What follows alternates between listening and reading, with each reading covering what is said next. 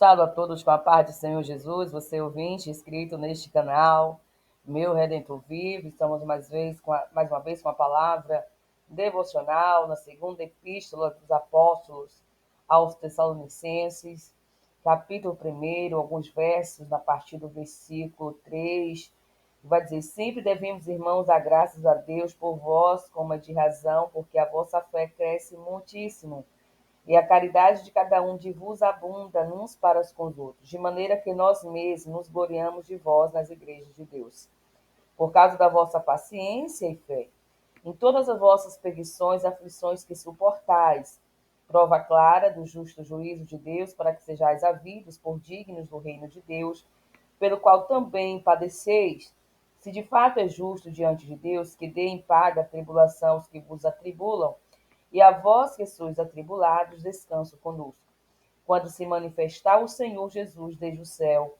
com os anjos do seu poder. Louvado e exaltado o nome do Senhor. Aqui a carta aos Tessalonicenses, através do apóstolo Paulo, na primeira epístola de Tessalonicenses, vai dizer a importância de estar sempre em oração para com os outros. E aqui vai dizer justamente sobre o progresso, as constâncias dos Tessalonicenses, que eles estavam ativos a sua fé e estavam ativa a sua caridade, a sua bondade para com os necessitados, para com os aflitos. E em face de tantas perseguições e tantas aflições, em meio a tantas afrontas que eles recebiam, eles não tinham deixado a fé e não tinham deixado de fazer a boa obra.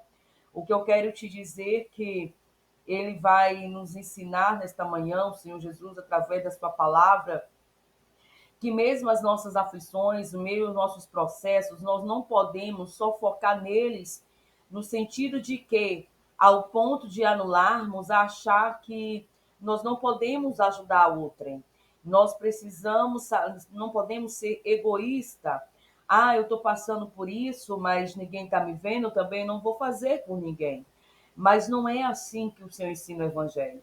Por mais que você esteja passando por aflições, por tribulações, por você renunciar, por você professar a fé em Cristo Jesus, por você ser rejeitado, o Senhor me ensina através dessa palavra e te ensina que a nossa fé tem que ser constante, por mais que seja pequena, mas não pode deixar de ter fé, e que a caridade não falte em nós, que a vontade de fazer o bem não falte em nós, por mais que nós estejamos atribulados, por mais que nós estamos aflitos, por mais que estamos angustiados, nos momentos que eu mais precisava de um abraço, o Senhor me usou para abraçar.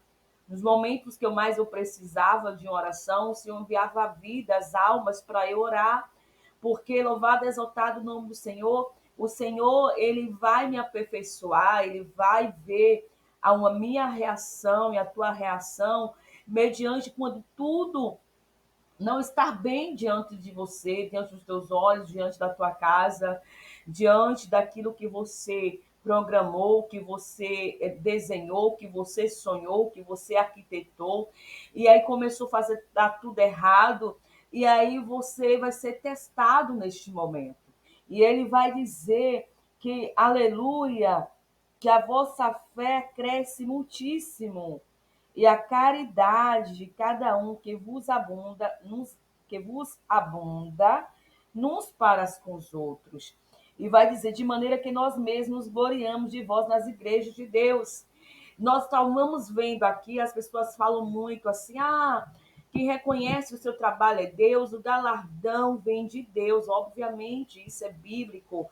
O Senhor fala que aquele que faz o bem e fala, já se gloriou, já recebeu o galardão dos homens e não de Deus. Nós temos que receber, não é o galardão dos homens, mas eu vejo aqui o apóstolo Paulo, junto com aqueles que o seguiam, dando graças a Deus e testemunhando pela fé, pela bondade, pela caridade que aqueles irmãos faziam.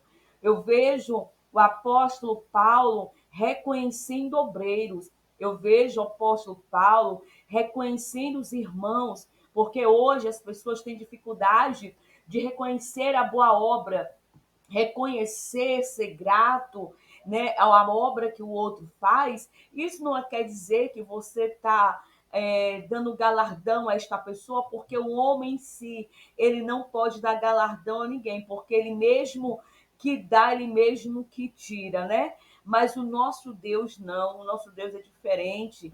Então nós estamos diante de uma palavra do qual o Senhor está nos ensinando a permanecer na fé, a permanecer na bondade, na caridade um para com os outros, mesmo diante das tribulações, porque ele vai dizer assim, aqui não está dizendo Satanás, porque tudo nós atribuímos as atitudes das pessoas a Satanás, não.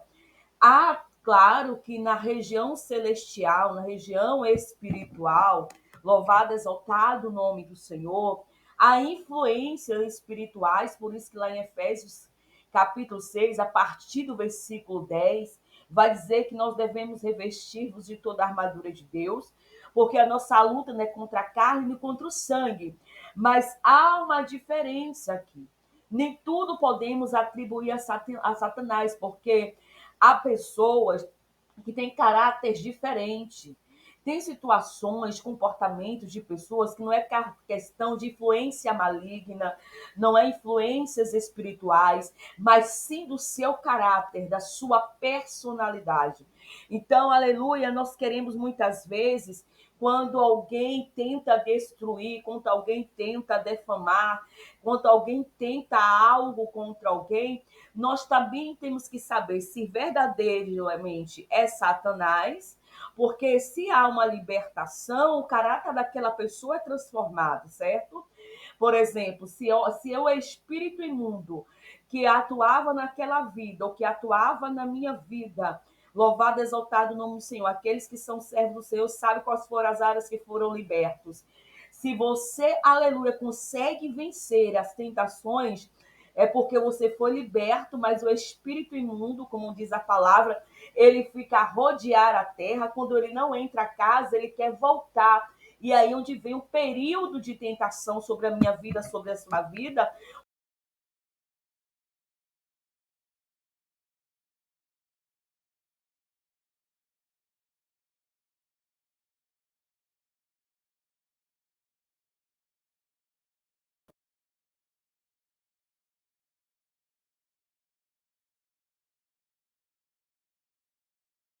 Senhor, ele vai nos ensinar o tempo todo. Glória a Jesus. Porque atribuir tudo ao adversário da nossa alma, nós não podemos atribuir, porque tem questão que é de caráter, tem questão que é personalidade da pessoa, que procede, aleluia, do coração da pessoa. Então, nós temos que saber distinguir o que é caráter e o que é forças espirituais que está influenciando. Porque até nós, talvez já estejamos numa área transformada pelo caráter, pelo poder da palavra de Deus, louvado, exaltado o nome do Senhor, Satanás ele sempre vai querer nos persuadir a ser diferente. Só que como há uma essência e nós temos aquele caráter, a gente não se permite, porque já tem um caráter formado.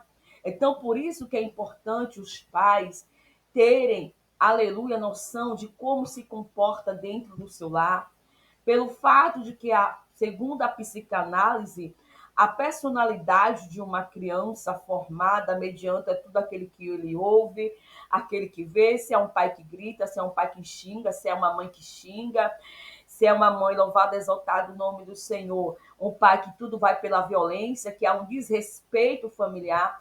Então, aquelas informações ficam no subconsciente da criança, e aquela personalidade dele ou dela vai sendo formada daquela forma, e ele vai achar que aquela postura daquele pai, que aquela postura daquela mãe é verdadeiramente aquela situação.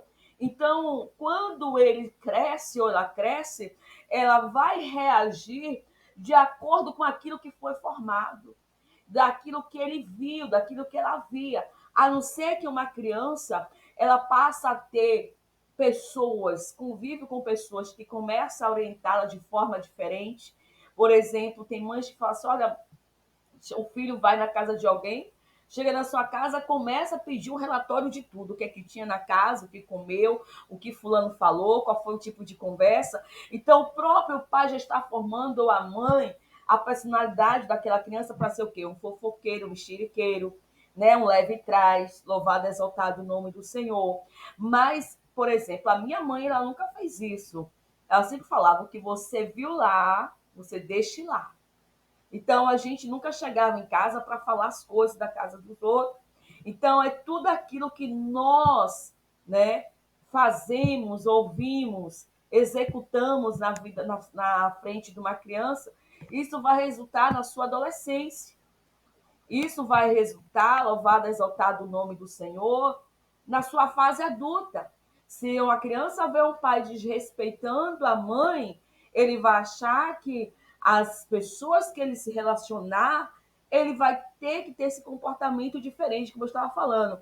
Se ele, de repente, passar a ter um convívio de pessoas experientes, com pensamento diferente, vai dizer assim: olha, esse comportamento, filho, esse comportamento não é agradável, isso não agrada ao Senhor, não é assim que se deve tratar. Então, vai ter um choque entre a realidade dele, que é na casa dele ou dela, com aquilo, com as informações que ele está recebendo, talvez pelo um professor, talvez pelo um pastor, talvez pela uma avó que é mais experiente, né? Um parente, um familiar, vai gerando um choque dentro dele. E aí ele vai analisar: não, eu não posso ter esse tipo de comportamento. Porque, por exemplo, a minha mãe teve uma infância muito difícil, uma adolescência muito difícil, que antigamente nós sabíamos que, né, pelo que os meus pais contam, a educação era mais rígida, o respeito era maior, né? E só que a minha mãe, ela determinou no coração dela, ela falou que quando ela casasse, estou falando aquilo que minha mãe já falou para mim, ela daria uma educação diferente, ela faria diferente aquilo que ela recebeu. Então ela quebrou um ciclo. Não é porque o seu pai te maltratava, que só faltava tirar sangue de você, que você vai tirar sangue do seu filho agora, né? Então, são quebras de ciclos. E isso é difícil porque, primeiramente, essa quebra de ciclo começa na própria pessoa, né? Esse paradigma, essa estrutura que foi feita, agora ela é sempre firme. O não dela era não, o sim era sim. Então, mas de dizer de partir para a violência, mas sempre foi uma pessoa muito aberta para falar, para conversar. Então, o que está acontecendo hoje, muitos dias, é justamente isso. As pessoas, já mudei já até de situação, Deus me fez entrar em outra circunstância, é justamente isso. Nós temos que ter fé, nós temos que ter caridade. Não tem como tiver caridade se não tiver um caráter transformado. Porque a gente só consegue sentir a dor do outro, por mais que você não passou aquela situação. Eu nunca passei fome assim na minha vida, pela misericórdia, dizer que passei fome, fome não. Talvez às vezes não tinha aquele lanche da tarde que eu queria mais. Tomava, era café com farinha, era, né, rapadura com farinha, mas dizer que assim, ó, eu fiquei sem um lanchinho da tarde, eu não ficava. Talvez eu não tinha aquele biscoito recheado, como às vezes chegou a ter, iogurte, biscoito, mas teve fases das nossas vidas que o lanche era esse, né? Colocava uma quantidade de farinha e rapadura, como eu sou baiana, louvado, exaltado o nome do Senhor, e ali era nosso lanche da tarde. Mas teve muito tempo de guloseimas, né? Como diz hoje, guloseimas. Mas hoje as crianças, né? Vai dar isso hoje, tá difícil, né? Mas isso não significa que pelas tribulações, que pelas aflições de vida, que nós devemos deixar de fazer o bem. Aqueles que precisam, louvado, exaltado o nome do Senhor. Você tem que analisar sua postura, você tem que analisar como é que você quer que seu filho seja lá na frente. Que, tipo, por mais que ele faça totalmente diferente de você, mas você tem que ter consciência daquilo que você semeou, né? Então, o apóstolo aqui, Paulo está falando da semeadura da fé, no meio às tribulações da caridade. E significa que o nosso Deus é um Deus de reconhecimento. O nosso Deus, ele também tem pessoas que são sensíveis a reconhecer o seu trabalho, a reconhecer seu esforço, porque tem pessoas que você faz, e para elas você não está fazendo nada. Porque isso se chama ingratidão. Você faz, ajuda fulano, ajuda cicrano, mas para aquela pessoa que está em tua volta, que talvez não queira enxergar as tuas obras, vai dizer que você não está fazendo nada. Mas o importante é que você tenha consciência daquilo que você faz para com Deus, no anonimato, onde o homem não vê, onde a mulher não vê, mas Deus vê, o inferno vê, se levanta, mas aquele que é chamado, o Senhor sustenta, principalmente se estiver sujeito debaixo da onipotência da mão de Deus. Então, que você venha perseverar se você está fazendo bem, que você venha perseverar na fé, que eu venha perseverar na fé, que nós venhamos perseverar na caridade, compartilhando o pouco que tem, porque não adianta a gente dizer, falar, e a prática ser totalmente diferente. Eu pensar só em eu primeiro, eu segundo, eu terceiro, eu quarto, eu quinto, e lá, uma vez ou outra, eu pensar se eu vou ajudar alguém. Mediante as suas forças, se você não tiver condições, porque muitas vezes eu queria ter condições de tirar algum valor para ajudar, e eu não tinha dinheiro sequer na mão para poder ajudar. E às vezes vendia o sacolé assim, mas eu não tinha o dinheiro para comprar uma cesta básica, mas eu tinha um dinheirinho para comprar um pão, R$ 2 de pão para doar. Então, é no teu pouco. Às vezes, uma criança precisa só de um pouco, né? Somente casa. Sempre me preocupo com casas que têm crianças, sempre tive essa preocupação. Mesmo assim, eu não tendo filho, eu pensava, né? Imagine uma criança, porque eu também fui criança, eu creio que você também já foi criança. E às vezes as pessoas acham que porque teve a sua resistência na sua fase da sua infância, na fase da sua adolescência, que os outros têm que ter resistência também. Não é assim. Cada um tem uma estrutura, cada um tem uma história, cada um tem uma trajetória. Por isso que o Senhor vai dizer que na sua casa há vários tipos de vaso. Por isso que o Senhor vai dizer que o corpo de Cristo representado como corpo. O corpo não tem os mesmos membros de todos os tamanhos, a mesma estrutura, a mesma textura. O dedo do pé é diferente do dedo da mão. E não é dedo, mas é diferente. Os tamanhos, é diferente o formato. Então, cada um com a sua história, cada um com a sua experiência diante de Deus, cada um com as suas marcas em Cristo, cada um com as suas obras boas ou ruins, cada um com o seu caráter e personalidade, mas não deixa de ser filho de Deus, não deixa de ser agraciado pelo poder da graça, da misericórdia do Senhor, não vai deixar de receber galardão, porque eu vejo, o Senhor tem me ensinado nos últimos dias a simplicidade de Cristo Jesus para com a obra, ao ponto de ele verdadeiramente, ele valorizar as pequenas coisas. Ele vai dizer, se alguém dá um copo de água, ele está falando isso no Novo Testamento, a um profeta, um copo, irmão, de água, a um profeta, ele recebe galardão de profeta. Quer dizer, ele não precisa ter nem sequer o dom de profecia. Ele nem precisa estar no patamar espiritual, né? Como muito se porta com o patamar espiritual, porque os dons não salvam, o que salva é o caráter transformado, o temor a Deus, e é pela fé, pela graça, não é pelas obras. E está dizendo, ó, só porque, vamos supor que o profeta passa por tantas coisas, né? O profeta passa por açoite, o profeta passa por açoite, passa por defamação, passa por calúnia, passa por dizer que é santão demais, né? Passa por muita circunstância, é rejeitado, é excluído no meio do povo de Deus, porque somente se for profeta que é verdadeiramente para ajustar as coisas, porque tem vários tipos de profeta, porque dá vários tipos de profeta que só profetiza paz, vitória, mas guerra, espada, não. Conserto, não. Então, tá difícil. Aí esses profetas eles vão ser abraçados, mas se for verdadeiramente a gente ir pela luz da palavra, qual é o intuito de uma pessoa ter um dom de profecia vindo da revelação divina, a maioria vai ser para conserto, para ajuste.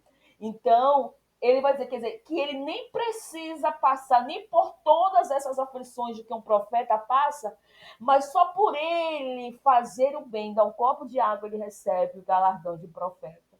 Tá vendo a simplicidade de Cristo?